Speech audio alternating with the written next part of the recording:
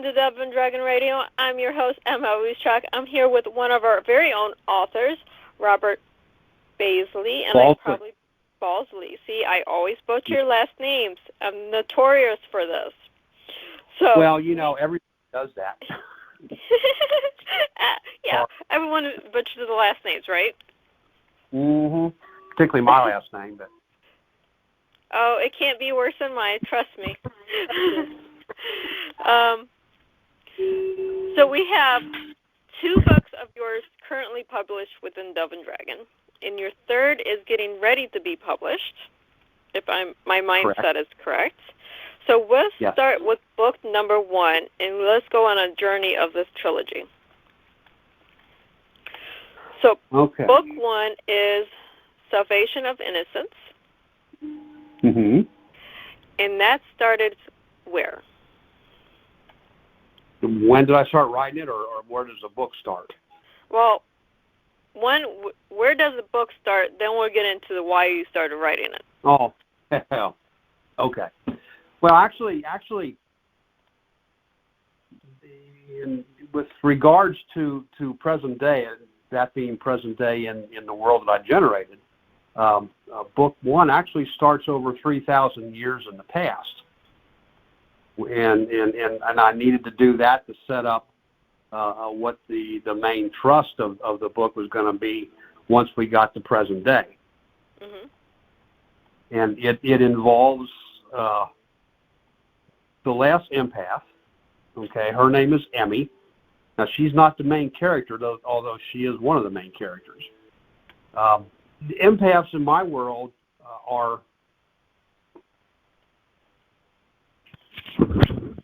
some healing magic. There's the healing magic that a person can do, you know, like a physician or a doctor. Okay, I'm having a hard time hearing you. Okay, I'm sorry. There's healing magic that a doctor, a regular physician, can do. Okay, mm-hmm. using normal procedures, and then there's healing magic, which is what a cleric or a priestess can do. Okay, and that in my world, that magic is similar to Dungeons and Dragons, which I play a lot of. The magic is actually granted by a particular god or goddess that the cleric or priestess is devoted to. Okay. The empath, though, is and this is why I called the overall series a Bridge of Magic. She is the actual bridge between the goddess and the healer. Okay, the magic she has to be there for the magic to flow through, so to speak. Okay, without the empath, the ability to heal magically there won't be that type of magic in the world. Unfortunately, and this is all set up in I guess it'd be the prologue. The powers of an empath were misunderstood, and as a result, all the empaths were destroyed, except one, which nobody knew about. Okay, when she was found out, and this was by vampires. Okay, they what they did was they grabbed her and they grabbed her mother and locked her away, and their intent was they turned her mother into a vampire, and their intent was to go ahead and keep them locked away. Her mother would eventually get so hungry that she couldn't resist, and she would feed off her daughter. However, her daughter was able to escape her shackles, and she actually was forced to kill her mother before that all came to pass. The goddess of healing then realized that she was how critical she was to the world. She essentially put her in stasis and kept her safe until someone would come that could be her protector. Makes sense. And that didn't happen for another over 3,000 years. Okay. So, that's when. Okay. Yeah. Okay. So where did this story come from? Because we have gods and goddesses, we have healing magic, we have vampires, we have a epic quest of good and evil, because anyone that's trying to kill someone is obviously evil. Mm-hmm. And where did you come up with this? Yeah, that goes back to my Dungeons and Dragons days. A lot of as a dungeon master, we've got two options when we put together a game. We can either buy a module that's everything is done for us, and then just run that with our players, or we can create our own games.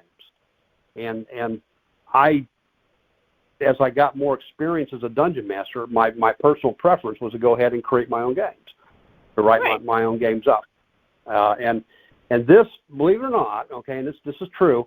We had a couple in our very good friend of mine. I've known him since the 90s, and he married a woman, and they weren't ever going to have any children, and so Emmy, I put her in the game, and I put this story in the game, essentially, to give those two folks a child, though it was only in a game, but still they would have a child.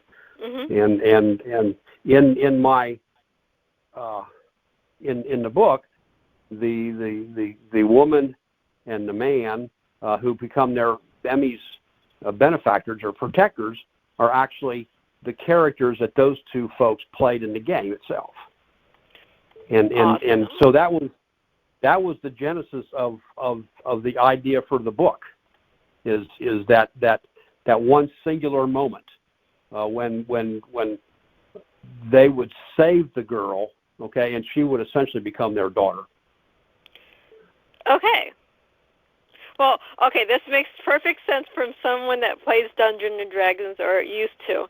So someone that doesn't play Dungeons and Dragons is going to go, where is the creativity? Where are your guys' minds at? Because you have to have an imagination to play Dungeons and Dragons. You have to be able to see what's going on in the game in your mind. That's correct. Yes, most definitely. Similar. Well, when creating a game, it's basically like writing a book, except mm-hmm. you're not doing the dialogue. I tried that once actually, and my players didn't care for it too much, so I kind of shelved that idea. But where did it?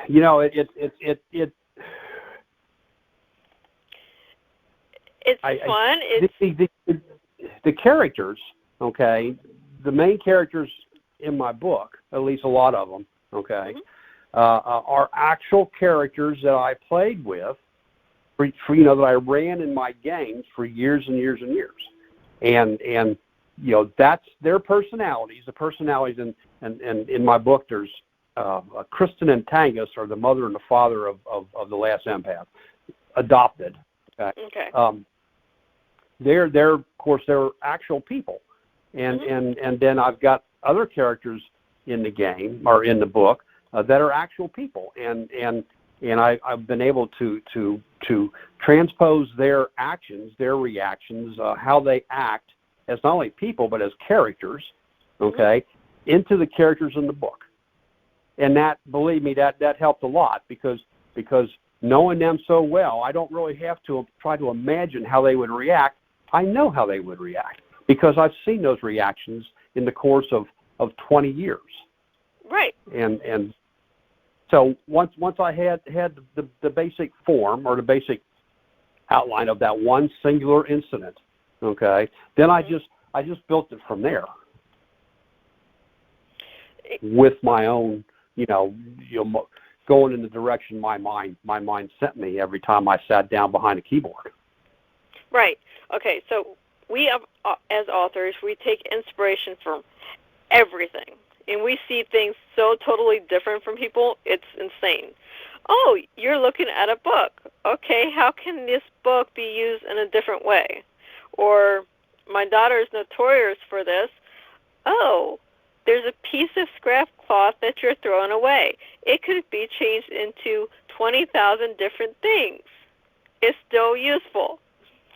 Mm-hmm. This is how we go with books. We see something sitting on a desk, and maybe it's a shadow being casted from whatever the object is, and it looks like a new type of monster. So now we have a new type of monster we can write about. Or we get inspiration from, like, Dungeons and Dragons or something we see on TV, or a phrase someone just said. This is how our mind works.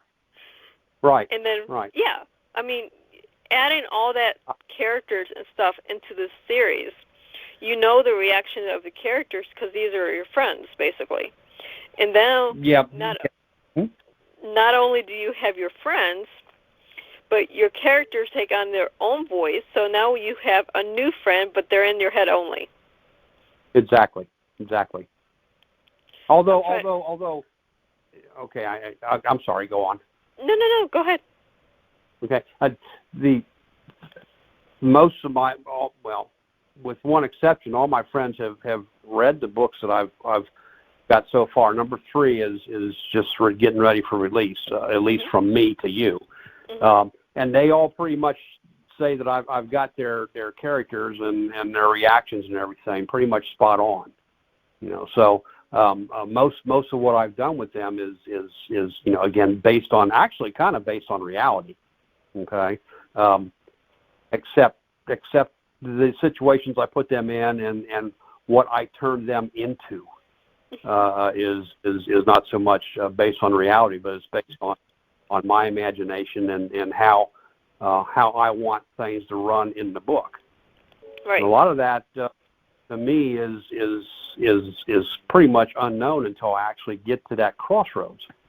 I do get a lot of ideas though, and they can come from anywhere. And you know this as an author, you can be watching a TV show, and see a particular scene, and think, well, that's exactly what would happen with these two characters or those two characters, and maybe you might want to incorporate something like that into the book, or you'll read something, that looks, that just kind of inspires you, or you'll see something with me, playing Dungeons and Dragons. I've got a whole bunch of miniatures and things like that, and some of the stories that I created for my players was based on maybe a character that I bought online, a miniature, and I built the story around that person, or that miniature. There's inspiration comes from all over, from basically from everywhere. I'm always, I won't say I'm looking out for it. What I'll say is that it when I see it, it just comes to me. Exactly. As an author, we do this all the time, and people go, how can you do that? That doesn't make any sense. We're just talking about the weather, and now you're doing something with mages and wizards. I'm like, right. Well, that's how my mind works. You said something, it went to a different neural pathway, and now I have this great scene that involves a wizard, for an example. Right. I don't write wizards, but same concept. Right. And we don't necessarily look for inspiration. It's all around us. It just takes a spark to find it. You are exactly correct. And I never thought that this would be possible. I sat down I retired in late 2014, and I sat down to write my first book shortly thereafter. And the only reason I did that really was because everybody who saw my games, or plus my family, they all said, you need to write a book. You just need to do it. Well, I never really took it that seriously, but I thought, okay, I'm retired, so I'm just going to go ahead and give it a try. And it just took over me. It took my life over, kind of. So everything I see when I'm deeply involved in a book, everything I see, I relate to the book and how it might work with that book or with those characters, and my mind is constantly doing that. that can't be shut off. And that's how I solve problems with characters. That's how I create new storylines, just by life, I guess, experiencing life and interpreting that into the book itself, into the world that I've created. Exactly. It's you cannot shut part of your brain off, no matter how you try, once it's been opened. Right. It's just there. And once you have that bug, once that bug bites you, it's always there. It's called a creative bug, because authors do it, musicians do it, actors do it. Anyone that's a creative type will do this. Once it's on, it's always on. Right, and I never really realized that until I started writing the first book. That's when all this stuff started to, I guess, come together for me, or started to how I started to see things. And a lot of times in my writing, I don't know what I'm going to write until I sit down behind the keyboard. Exactly. Let's see, how do I want to say this? I develop storylines. I develop new tracks, new thrusts for the book, and I didn't have those when I sat down. And sometimes I find myself in a bit of a sticky wicket. Really, I box myself in, and I've got to figure out a way to get out of it. Either drop it, because if it's not going to fit, or make it fit. Right. And so when those things are occurring, then it's not the book in general I'm thinking about, it's the problem, and solving that problem, and that could come anytime. That could come when I'm on the treadmill. It could come when I'm. I know it's kind of funny, but it could come when I'm in the shower. Just taking a shower. It could come just taking a nap. In that haze of in between sleep and consciousness. You got this little gray area where you're just kind of dozing, and sometimes the solution will come then. And then, it's get down there. Even if you don't have the entire solution, by the time you start writing it, the rest of the solution will come to you. And that's how my mind is working. And I've had a lot of problems, as far as storyline that I had to fit into the overall storyline of the book. And, so that takes up a lot of time too, as far as my thought processes are going. Very true. And this happens to a lot of authors. We go to sleep, we have a dream, we wake up from the dream, and we have to write it down. Or we're driving in the car, and we have to go on a phone app and go dictate it to the phone so we have it for later. Yeah. Yes. It can. Or talk to our significant others about that. And just reason it through, just by talking with them and discovering what the problems are, the complications, what needs to be done to satisfy the problem itself, and fitting it in with the rest of the book, and there's that's all very true, and now it keeps us from getting dementia. Yeah, I'm sorry, go ahead. Good, but it takes us a special person for us to be able to bounce our ideas off of. We can't do this for everyone. It would be like, no. There's some people we try to, but they're like, you could do this. But it takes someone that can get into our mind, our mindset, right. to be able to really bounce those ideas off of. Right. My wife is pretty heavily invested in my writing, by that I mean that she really supports me, and she's one of the ones that thinks that I'm a pretty decent writer, and I have a pretty vivid imagination, and I'm able to put that down on paper. So it's easy to bounce things off of her, because she is willing to talk about it, you know, and then you know, she reads everything most of the time as I'm writing it. You know, she gets involved in it herself.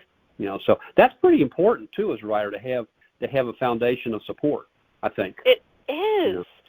If you do not have a foundation of support from your inner circle, get a new inner circle. Right. Yeah, exactly. Because you really can't you can't really do it alone. I mean, you know, the story's yours, the writing's yours. You know, how you present it to the audience is yours. You know, but the support that we all require as human beings, you have to have that in everything that you do, which includes your writing. You know? And so, I mean, I think that's critical is to have that support system available to you. Exactly. It's my mother normally reads everything I write. I've been holding off on this the current couple works in progress I'm doing because I'm like, I'm not ready for her feedback. Not because she's going to give away the story, but because as an author, I want to even surprise her. So I'm holding off sending parts of the books. I'm like, ugh.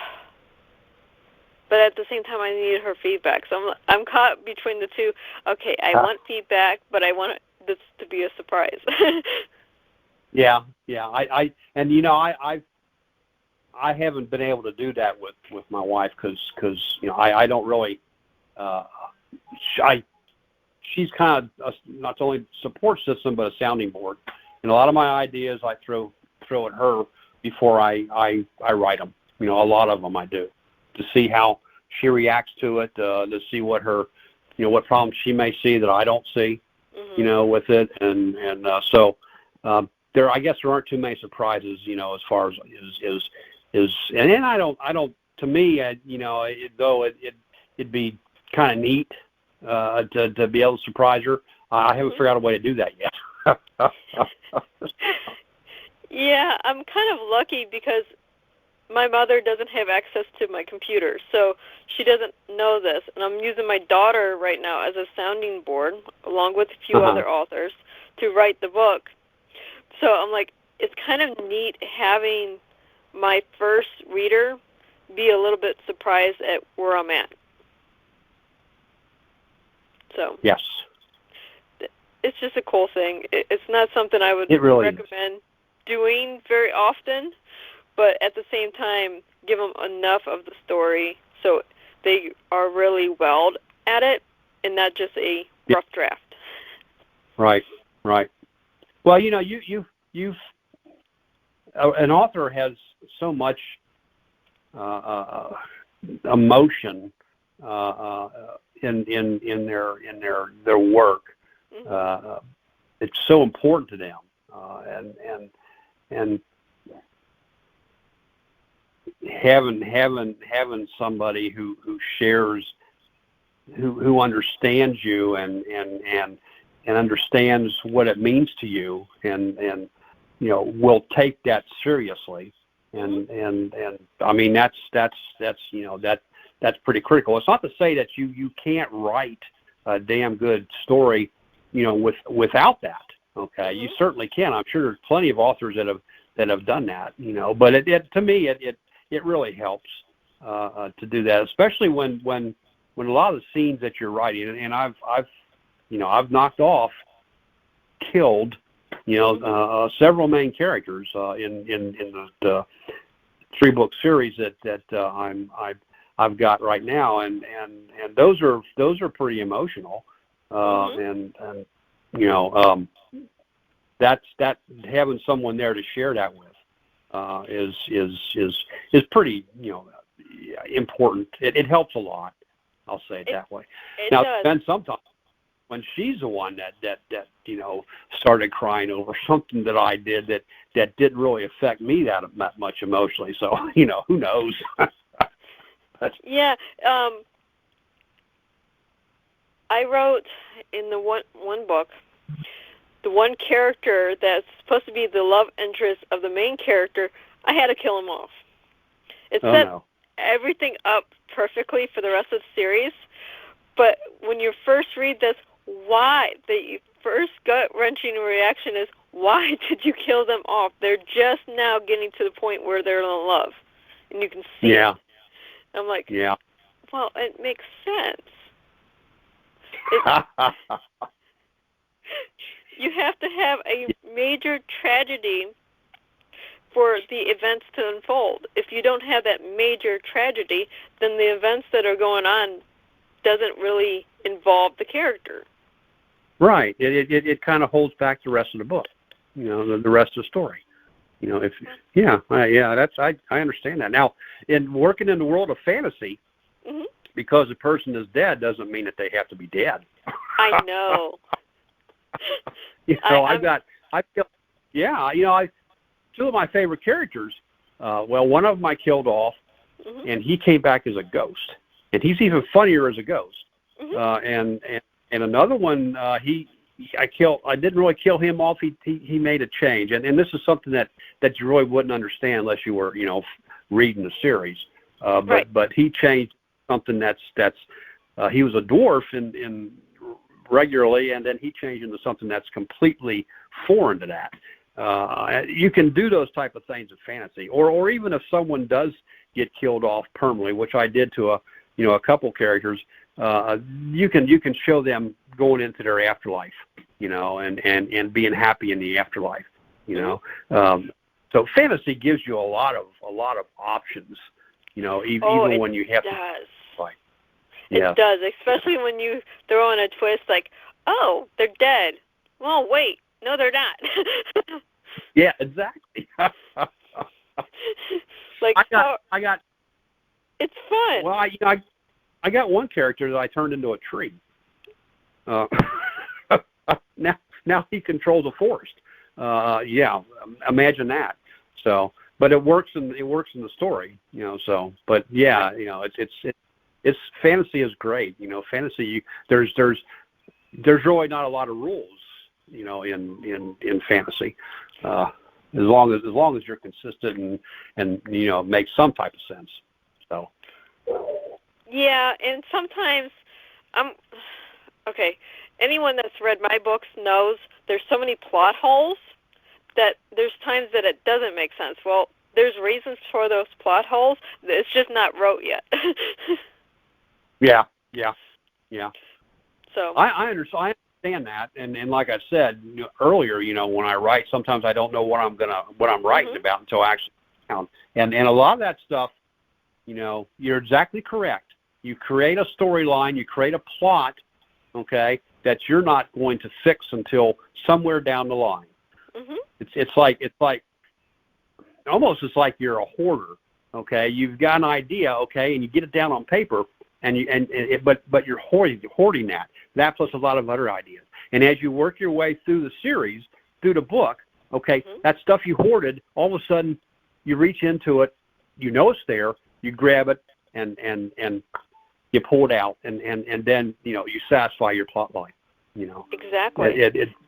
And that's sometimes that's the problem that I run into is I put something like that up earlier, and by the time I get to where I'm currently at, well, that thing may not be appropriate, for the storyline, and maybe it needs to come out, or I need to change the storylines so I can fit that in. Because if I like it, if I really like the original plot, sometimes I gotta change the storyline in later down the road so I can make that make sense. So well, there's always the option too when you have these plot holes to go in and do a novella or a spin-off series based on that plot hole. Yes. Although I've never that's an interesting thought because I've never really considered that. Never have. I've tried to resolve all those issues, in the book itself, but that could generate a whole bunch of other new things, by taking those plot holes and answer them in that respect. Yeah. This is what I'm notorious of doing. I see a plot hole. This started when I was doing fan fiction. Okay, this is back in early 2000s. This is public knowledge, but you write a story based on the plot holes in a currently mainstream book, okay? So fan fiction is really big, and it's really great for getting your mind just to flow for writer's block, because it's completely different from whatever you're writing. So I started this going off the plot holes in different books. So it works so well in doing fan fiction, I'm now doing it in my series. And that's opening up so many new books. New avenues of exploration, so to speak. Exactly. That sounds pretty good. Well, I have to. I don't know if I'll. I'll have to try. I'm kind of. Yeah. I mean, if I see a problem, I need to resolve it. Either now or know that I'm going to resolve it somewhere down the line. Okay. My mind can't rest until that's occurred, and a lot of times that's why I don't change much that I've already written, or at least remove it, because I want to fix it, but that's definitely I got I'm planning. My books don't end. Okay, my series, and they each of the three, they move together into the next volume. Okay, and even the third book of the trilogy, it doesn't end either. And I mean it ends in respect that what's going on in the world. Okay, those issues are resolved, but as a result of that, okay, new issues have been created. Okay, and so my next series goes into those new issues. So exactly. And that's so I mean it's like we take a series, then we end it, but it leads into a new series that's a spin-off of the current series. Right, yeah. But we're almost out of time, and this has been fun. So where can the authors find you? Well, they can find me on Facebook. I got an authors page on Facebook. You can find me on Amazon. I guess they can find me on Barnes & Noble and I believe Google. I think Walgreens. I mean, I'm not Walgreens, but Walmart. I think my books are there too. We're coming to Walmart. We're coming to Target. Okay. Good deal. Okay. Yeah. Dove and Dragons is going into a lot of things right now. We're in a transitional stage because I have awesome friends that are helping me. So with all these awesome friends, new opportunities and new doors are opening for our authors. And that's a great thing. That's a great thing. You got to get our books out there to as large of an audience as possible.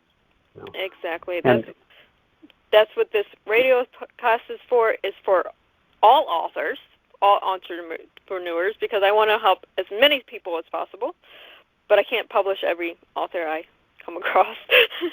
Obviously, but you're doing a really good job. I mean, I really thank God for your acceptance of my of my original query last year and signing me up. It's really been a great experience being with Dove and Dragon, and I'm extremely pleased with what's going on.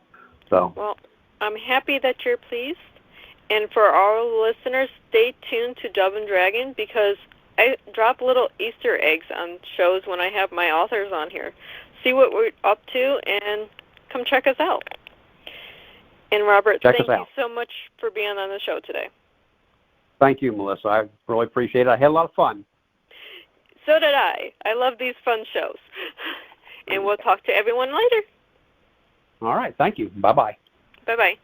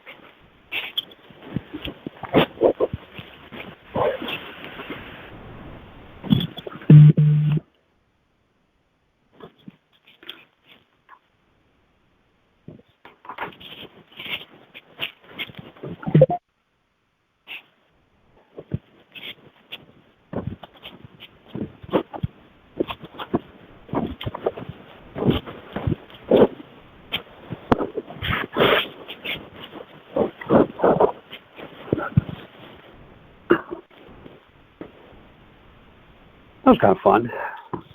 Yeah. I did my normal gab thing. We ended up not talking about the books much as we talked about our processes and you know, how we got our ideas and all that kind of stuff. So that's where I can do that. She'll post it on Dungeons or on Facebook, and I'll forward that to everybody in my friend page. Yeah.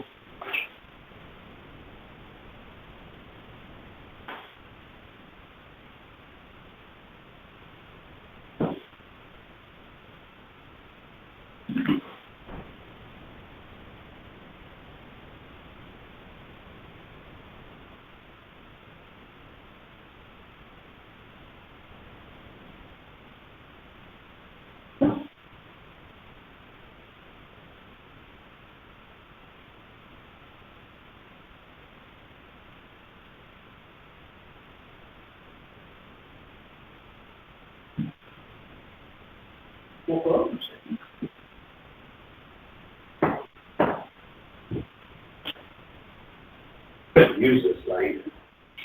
Okay. Because when it kind of covers up the back.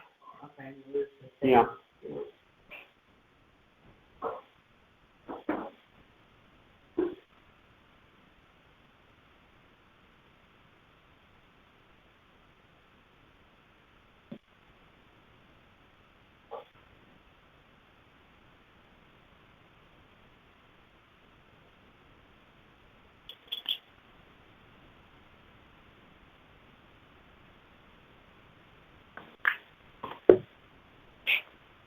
What are you doing?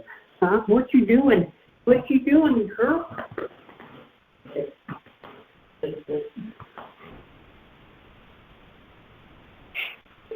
Start over again.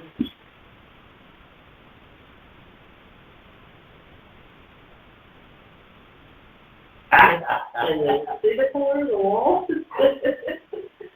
I wasn't really going to get you.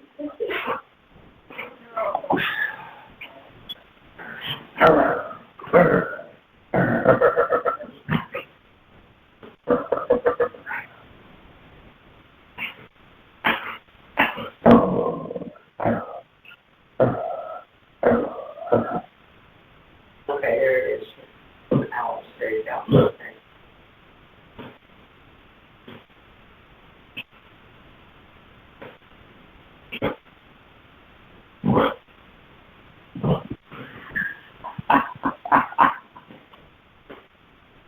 You goober. You goober. You goober. Goober. The only problem with that, there's only one problem with that. If you cover quickly, your glasses are going to go with it. Yeah. Just don't rip your. I'm not saying you got to do it. I'm just, just an idea. Dan has a problem with it.